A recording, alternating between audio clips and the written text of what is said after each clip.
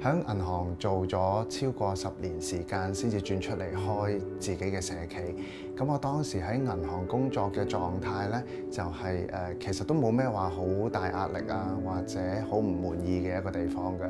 反而我係覺得已經做得唔錯，但係開始會去諗人生嘅另一個階段，其實要再發展嘅話，係應該會點呢？咁係有一個幾大嘅掙扎喺度嘅。咁當時有一個契機啦，就係我去一間學校做一個分享，透過同年青人嘅分享，我發覺我自己其實係幾有興趣，幾 enjoy。咁所以我自己都會覺得係咪時候可以試下一啲新嘅嘢呢？當然喺裡面都有唔同嘅掙扎啦，因為我都會有擔心可能冇咗一份比較穩定嘅高薪，咁呢一樣嘢我之後條路又會點呢？同埋當時我已經係3字頭，咁唔再係真係好年輕，咁我其實仲有冇呢個成本去做呢一樣嘢呢？咁呢一啲咁樣嘅困惑啦、擔心啦，透過同唔同人嘅商量啦，透過自己去諗下自己真係下一步想要嘅嘢啦，跟住就開始去做咗一個決定。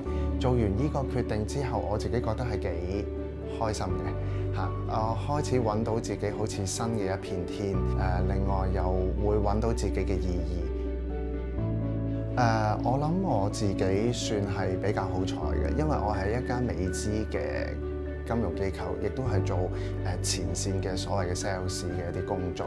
咁其實壓力係大嘅，因為每一年我哋都有一個好大嘅 target 要去追數啦。所以其實嗰10年，其實每一年都會有好大嘅壓力喺度。我諗男人要頂住呢一個少少傳統嘅觀念咧，喺我以前成長嘅年代啦，即係喺我爸爸身上啦，或者我爸爸個輩人身上啦，係確實我係見到呢一種咁樣嘅責任感嘅。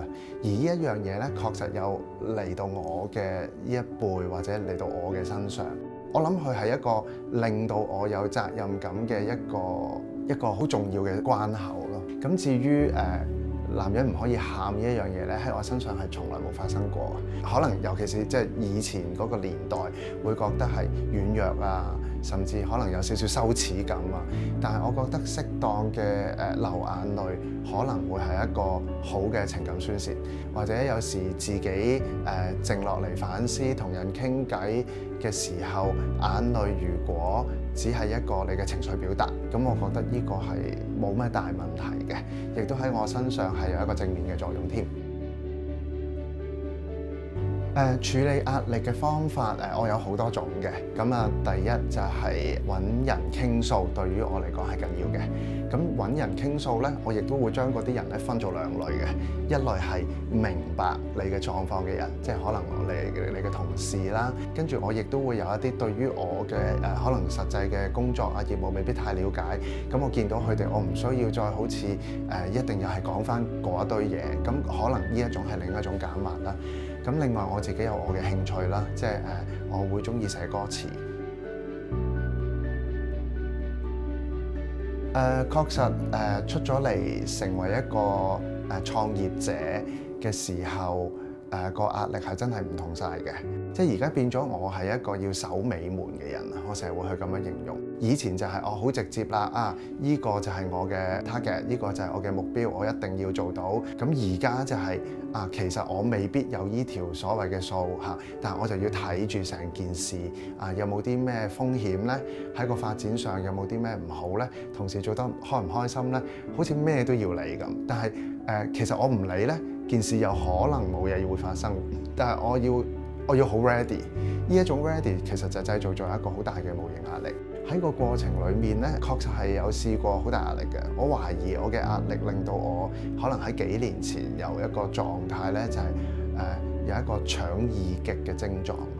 我覺得對我嚟講係一個警號嚟嘅。咁所以我好想揾方法去解決。我覺得長遠落去呢個都唔係一個好處。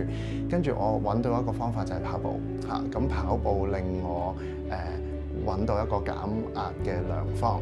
有時我估計我睇得自己嘅角色太重要，我應該係譬如可能信任我團隊嘅同事啦，信任呢件事其實唔一定係由我嘅一個人去主宰啦。其實當我願意去同多啲唔同嘅持份者去溝通，咁亦都會發覺嗰件事係會有好處嘅。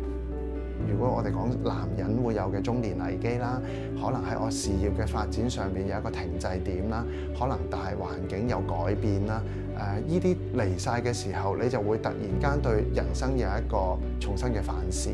咁但係我覺得永遠都係過咗之後睇翻轉頭咧，每一個所謂嘅低潮或者高潮，其實都係一個學習點嚟嘅。個重要係我哋用咩心態去面對低潮同埋高潮。咁只要我覺得個心態係正確同埋正面嘅咧，過咗之後都係人生經歷嘅一部分，同埋一個可以學習嘅一個契機。